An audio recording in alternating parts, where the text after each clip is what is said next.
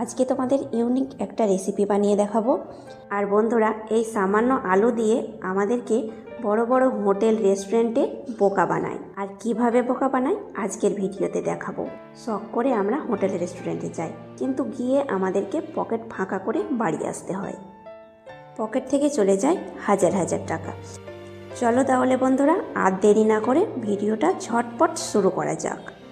বন্ধুরা, আজকের এই মজাদার রেসিপিটা ছোট বড় সবাই পছন্দ করবে, আবার তোমরা অতিথি আপ্যায়নও করতে পারো। মেহমানকে এই রেসিপিটা বানিয়ে দিলে খাবে একবার, প্রশংসা করবে হাজারবার। কথাগুলো মিলিয়ে নিও। আর তোমার কিচেনে যেসব উপকরণগুলো আছে তাই দিয়ে রেসিপিটা বানিয়ে নিতে পারবে ঝটপট। পুরো রেসিপিটা দেখতে থাকো, স্কিপ না করে। দেখো বন্ধুরা, এখানে আমি দুটো আলুকে গ্রেটার দিয়ে একটু লম্বা করে কেটে নিয়েছি। তারপর জল দিয়ে ভালোভাবে 2-4 বার পরিষ্কার করে ধুয়ে নিলাম। এরপরে দিলাম স্বাদ মতো লবণ, কিছু পরিমাণ ধনে পাতা, আর একটা শুকনো লঙ্কাকে চিলি ফ্লেক্স বানিয়ে নিয়েছি কুচি করে কেটে। আর দিয়ে দিচ্ছি একটা ম্যাগি মশলার অর্ধেক প্যাকেট। অর্ধেকটা আমি পরবর্তীতে ব্যবহার করব। আর যোগ করে দিচ্ছি আধা চামচ পরিমাণে কালো জিরে, আধা চামচ পরিমাণে কাশ্মীরি লাল লঙ্কার গুঁড়ো, আধা চামচ পরিমাণে সাদা তিল। হাতের কাছে সাদা তিল থাকলে দেবে, না থাকলে বাদ দিয়ে তোমরা বানিয়ে নেবে। হাত দিয়ে ভালোভাবে মেখে নিচ্ছি। আর অবশ্যই তোমরা ভালোভাবে একটু মাখিয়ে নেবে। দেখো, বেশ একটু মাখিয়ে নেওয়ার পরে এবার আমি থালাটাকে এইভাবে কাত করে রেখে দেব। এরপরে একটা বড় সড়ো পাত্র নিয়েছি, তার মধ্যে একটা চালনি বসিয়ে এখানে ময়দা নিচ্ছি 1.5 কাপ পরিমাণে। এখানে আমি রোল ময়দার আটা নিয়েছি।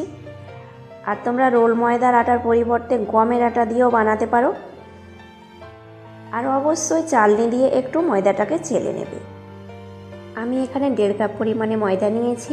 তোমরা ময়দার পরিমাণটা বাড়িয়ে নিতে পারো নাস্তাগুলো বেশি পরিমাণে বানাতে চাইলে। এবার আমি ময়দার মধ্যে দিয়ে দিচ্ছি স্বাদ মতো লবণ আর 3 চামচ পরিমাণে সাদা তেল। তেলটা অবশ্যই একটু বেশি দেবে। আর আধা চামচ কালো জিরে। এবার হাত দিয়ে ভালোভাবে একটু সময় নিয়ে ময়াম করে নেব। একটু তেলের পরিমাণ কম লাগছিল, তাই আবারও আমি 2 চামচ মতো তেল দিয়ে দিলাম। আর বন্ধুরা, 3-4 চামচ তেল দিয়ে মাখিয়ে নিলে নাস্তাগুলো অনেকটাই মুচমুচে হয়। হাত দিয়ে বেশ কিছুক্ষণ মাখাতে মাখাতে এইভাবে মুঠো বেঁধে আসবে যখন, তখন বুঝে নেবে ভালোভাবে মাখানো হয়েছে আর পরিমাণ মতো তেলটা পড়েছি। এবার নর্মাল জল দিয়ে ডোটা বানিয়ে নেব। অল্প অল্প করে জল দিয়ে ডোটা বানাতে হবে, একসঙ্গে জলটা ঢেলে দেবে না। ডোটাকে একেবারে শক্ত করেও বানাবে না, আবার খুব নরম করেও বানাবে না। আর ডোটাকে অবশ্যই 3-4 মিনিট এইভাবেই মথে নেবে। দেখবে নাস্তাগুলো অনেকটাই ফুলকো হবে। আমি প্রায় 3 মিনিট মতো মথে নিয়েছি। আর ডোটা এইরকম টাইট করে বানিয়ে নিতে হবে। তারপরে একটা কাপড় দিয়ে ঢাকা দিয়ে দিচ্ছি আধা ঘন্টা। এরই মাঝে আমি বাকি কাজগুলো করে নিচ্ছি। চুলোর মধ্যে একটা প্যান বসিয়ে দিয়ে দিলাম পরিমাণ মতো সরষের তেল। তেলটাকে একটু গরম করে নেওয়ার পরে তেলের মধ্যে দিয়ে দিচ্ছি আধা চামচ পরিমাণে গোটা জিরে, আধা চামচ পরিমাণে আজওয়ান। কিছু পরিমাণ জোয়ান দিয়ে এই নাস্তাগুলো বানালে দেখবে বন্ধুরা তাড়াতাড়ি হজম হয়ে যাবে, আবার গ্যাস অম্বলও হবে না। এবার দিয়ে দিচ্ছি 1 টুকরো আদা কুচি করে, আর 3 থেকে 4 কোয়া রসুন কুচি করে, একটা পেঁয়াজ কুচি করে দিলাম। আর বন্ধুরা, আদা রসুনটাকে তোমরা পেস্টও অ্যাড করতে পারো, কিন্তু কুচি করে অ্যাড করলে নাস্তাগুলো খাওয়ার সময় আদা কুচিটা দাঁতে পড়ে যখন, তখন বেশ ভালো লাগে। 2টো লঙ্কা কুচি করে দিয়েছি। আর একটা গাজরকে লম্বা লম্বা করে গ্রেট করে দিয়েছি। এবার ভালোভাবে কিছুক্ষণ নাড়াচাড়া করে নিচ্ছি। তারপরে বাকি মশলাটা অ্যাড করে দিচ্ছি। আধা চামচ হলুদ গুঁড়ো, আধা চামচ জিরে ভাজা গুঁড়ো, আর যে বাকি ম্যাগি মশলাটা ছিল সেটা সম্পূর্ণ দিয়ে দিলাম। এবার একটু নাড়াচাড়া করে মশলাটাকে গাজরের সঙ্গে মিশিয়ে নিচ্ছি। আর আঁচটাকে একেবারে কমিয়ে দিয়েছি, যেন গাজরটা পুরোপুরিভাবে সেদ্ধ হয়ে যায়। এবার বন্ধুরা, প্রায় 2 থেকে 3 মিনিট মতো এইভাবে আমি আঁচটাকে কমিয়ে নাড়াচাড়া করতে থাকব। এবার আমি দিয়ে দিচ্ছি স্বাদ মতো লবণ। 2 থেকে 3 মিনিট নাড়াচাড়া করার পরে গাজরটা বেশ সেদ্ধ হয়ে গেছে। সেই সময় আমি অ্যাড করে দিচ্ছি আগে থেকে সেদ্ধ করে রাখা আলু। আমি একটা আলুকে আগে থেকে সেদ্ধ করে ভালোভাবে ম্যাশ করে নিয়েছি। এই পুরের জন্যে একটা আলুই ব্যাস। আর বন্ধুরা, বেশি পরিমাণে রেসিপিটা বানাতে চাইলে তোমরা আলুর পরিমাণটা বা সব কিছুর উপকরণগুলো বাড়িয়ে নেবে। এবার আলুটাকে আমি ভালোভাবে গাজরের সঙ্গে মিশিয়ে নেব। আর এইভাবে আমি 1 মিনিট মতো জাল করে নেব। আর বন্ধুরা, এই রেসিপিটা দুর্দান্ত হয় খেতে। অবশ্যই তোমরা একবার হলেও বাড়িতে বানাবে। আর অবশ্যই বানিয়ে আমাকে কমেন্টে লিখতে ভুলবে না তোমাদের রেসিপিটা খেতে কেমন হয়েছে। সব শেষে কিছু ধনেপাতা দিয়ে ভালোভাবে নাড়াচাড়া করে নেব। তারপরে নামিয়ে পুরটাকে ঠান্ডা করে নেব। আর বন্ধুরা, আগে থেকে যে আলুটাকে আমি মেখে রেখেছিলাম, সেই আলু থেকে দেখতে পাচ্ছ কতটা জল বেরিয়েছে। থালাটাকে এইভাবে একটু কাত করে রাখবে, তাহলে আলু থেকে সম্পূর্ণ জলটা বের হয়ে আসবে। এক্সট্রা জলটাকে আমি ফেলে দিয়েছি। তারপরে এই আলু মাখার মধ্যে দিয়ে দিচ্ছি কর্নফ্লাওয়ার। আমি এখানে 2 চামচ পরিমাণে কর্নফ্লাওয়ার দিয়ে ভালোভাবে মাখিয়ে নেব। এই কর্নফ্লাওয়ারের পরিবর্তে তোমরা ময়দা দিয়েও বানিয়ে নিতে পারো, কিন্তু কর্নফ্লাওয়ার দিয়ে বানিয়ে নিলে বেশি মুচমুচে হয়। ভালোভাবে মাখিয়ে নেওয়ার পরে এটাকে আমি সাইডে রেখে দিচ্ছি। এরই মাঝে আধা ঘন্টা হয়ে গেছে আর ময়দাটা পুরোপুরিভাবে সেট হয়ে গেছে। হাতে তোমাদের সময় না থাকলে 10 মিনিট ঢাকা দিয়ে রাখবে। আবারও আমি 1 মিনিট ভালোভাবে মথে নিলাম। তারপরে সরাসরি বেলুন চাকির মধ্যে নিয়ে লেচিগুলো কেটে নেব। আর বন্ধুরা, এখানে আমি 3 ভাগ করে কেটে নিচ্ছি। লেচিগুলো খুব মোটাভাবে কাটবো না, খুব ছোটো না, মাঝারি মাঝারি করে 3 ভাগ করে কেটে নিলাম। তোমরা 2 ভাগেও বানাতে পারো। 2টো ভাগ আমি সাইডে ঢাকা দিয়ে রেখে দিচ্ছি। নর্মাল রুটি পরোটার থেকে একটু মোটা করে বেলে নিতে হবে। প্রথমে লেচিটা নিয়ে ভালোভাবে গোল করে নিলাম। তারপরে ওপরে একটু ময়দা ছড়িয়ে বেলনি দিয়ে বেলে নেব। আর বন্ধুরা, এই ভিডিওটা তোমরা অবশ্যই পুরোটা দেখবে। আর আগামী দিন যে আমি ভিডিওটা তোমাদের কাছে শেয়ার করব, সেটাও খুব মজাদার হতে চলেছে। অবশ্যই তোমরা দেখতে থাকবে।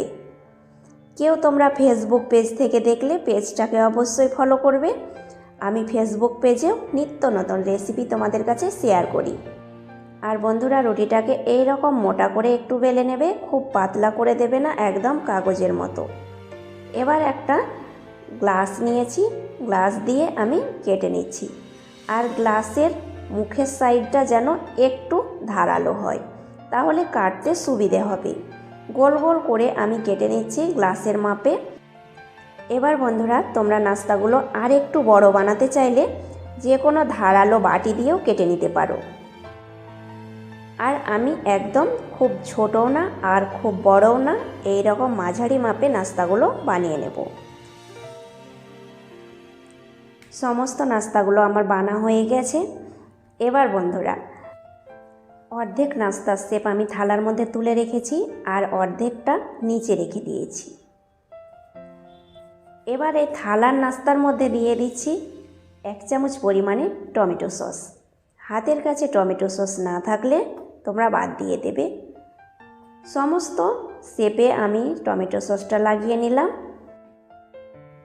এরপরে আগে থেকে যে আমি আলুর পুরটা বানিয়ে নিয়েছিলাম, সেই আলুর পুরটা আমি চামচের মধ্যে মেপে মেপে 1 চামচ করে নাস্তার মধ্যে দিয়ে দিচ্ছি। আর আলুর পুরটা যেন নাস্তার মাঝখানে থাকে, সেইভাবে পুরটা দেবে। এই দুর্দান্ত স্বাদের রেসিপিটা আশা করছি তোমাদের সবার ভালো লাগবে। ভালো লেগে থাকলে লাইক, কমেন্ট, শেয়ার করবে। আর নতুন বন্ধু যোগ হয়ে থাকলে চ্যানেলটাকে অবশ্যই সাবস্ক্রাইব করবে। এবার আমি সমস্ত পুরটাকে নাস্তার মধ্যে দেওয়ার পরে আঙুল দিয়ে এইভাবে একটু গোল করে নিচ্ছি।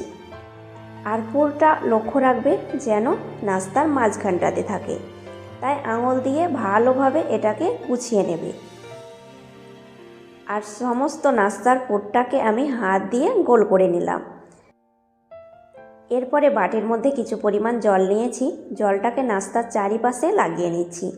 এইভাবে একটু জল লাগিয়ে নিলে দ্বিতীয় ধাপের নাস্তাটা যখন বসিয়ে দেব সেটা ভালোভাবে সেট হয়ে যাবে।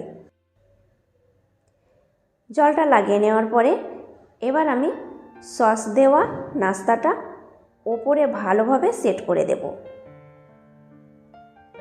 আর এক পাশ করে আঙুল দিয়ে চেপে চেপে দেব চারি সাইডটাকে। এইভাবে অবশ্যই আঙুল দিয়ে চেপে চেপে দেবে যেন পুরটা বাইরে না বেরিয়ে আসে। চারি সাইডটা যেন ভালোভাবে সেট হয়ে যায়, এটা লক্ষ্য রাখবে। আমি আবারও একটা দেখাচ্ছি বন্ধুরা। আর একইভাবে আমি সমস্ত নাস্তার মধ্যে এইভাবে আঙুল দিয়ে চেপে চেপে চারি সাইডটাকে সেট করে নেব ভালোভাবে, যেন পুরটা না বেরিয়ে আসে। এবার বন্ধুরা ভালোভাবে সেট করে দেওয়ার পরে তোমরা এই কাঁটা চামচ দিয়ে ডিজাইন করে নিতে পারো। কাঁটা চামচ দিয়ে এইভাবে ডিজাইনটা করে নিলে ভিতরের পুরটা আর বাইরে বেরিয়ে আসবে না। আর ডিজাইনটা করা খুবই সহজ, তোমরা একবার দেখলেই খুব সহজে বানিয়ে নিতে পারবে। যেসব বন্ধুরা ফার্স্ট টাইম এই নাস্তাটা বানাচ্ছ তাদের কাছেও খুব ইজি মনে হবে। একে একে সমস্ত নাস্তাতে আমি ডিজাইন বানিয়ে নিয়েছি। এবার বন্ধুরা যে আলু মাখাটা বানিয়ে রেখেছিলাম সেই আলু মাখাটা আমি সমস্ত নাস্তার উপরে দিয়ে দেব। আর এইভাবে একটু হাতের মধ্যে ঝুরোলো ভাব করে নাস্তার উপরে এইভাবে আঙুল দিয়ে চেপে চেপে বসিয়ে দেবে, ঠিক যেন পাখির বাসার মতো।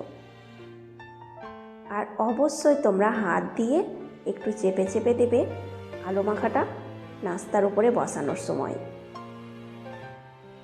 তাহলে পরবর্তীতে আলু মাখাটা খসে যাবে না। সমস্ত নাস্তার মধ্যে আমি আলু মাখাটা ভালোভাবে বসিয়ে নিয়েছি হাত দিয়ে একটু চেপে চেপে।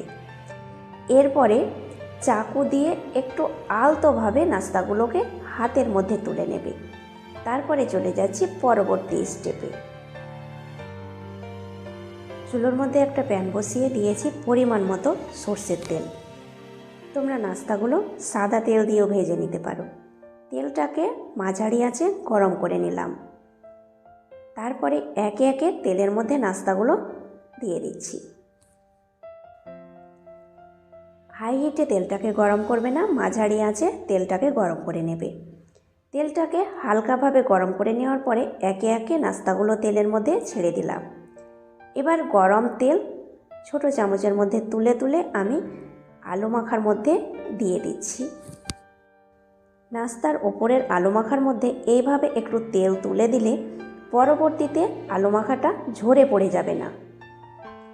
আঁচটাকে মাঝারিতে রেখে বেশ একটু জাল করে নেওয়ার পরে আর এক পাশ করে দিচ্ছি নাস্তাগুলো।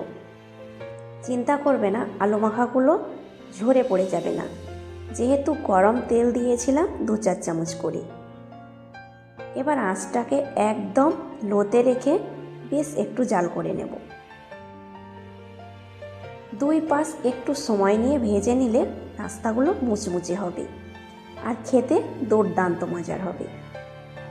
একটু সময় নিয়ে আঁচটাকে কমিয়ে নাস্তাগুলো ভেজে নিলে কালারটাও খুব সুন্দর আসবে আর নাস্তাগুলো মুচমুচে হবে। দেখো বন্ধুরা, এপাশ ওপাশ উল্টে পাল্টে আমি ভেজে নিচ্ছি আর নাস্তাটা কতটা মুচমুচে হয়েছে, কালারটাও চেঞ্জ হয়ে গেছে। আর বন্ধুরা একটু মুচমুচে করে ভেজে নেবে অবশ্যই। নাস্তাগুলো আমার ভাজা হয়ে গেছে আর কালারটা খুব সুন্দর এসেছে, দেখতেই পাচ্ছ বন্ধুরা। এবার আমি নাস্তাগুলোকে তেল থেকে উঠিয়ে নিচ্ছি, একটা প্লেটের মধ্যে রেখে দিচ্ছি। আর এইভাবে একটু সময় নিয়ে নাস্তাগুলো ভেজে নেবে, তাহলে খেতে হবে দুর্দান্ত মজার। সমস্ত নাস্তা আমি তেল থেকে উঠিয়ে নিলাম আর বাকি নাস্তাগুলো একইভাবে ভেজে নিয়েছি। তাহলে বন্ধুরা বাড়িতে থাকা উপকরণ দিয়েই বানিয়ে নিতে পারবে হোটেল রেস্টুরেন্টের মতো মজার নাস্তা। শব্দ শুনেই বুঝতে পারছো নাস্তাগুলো কতটা মুচমুচে হয়েছে।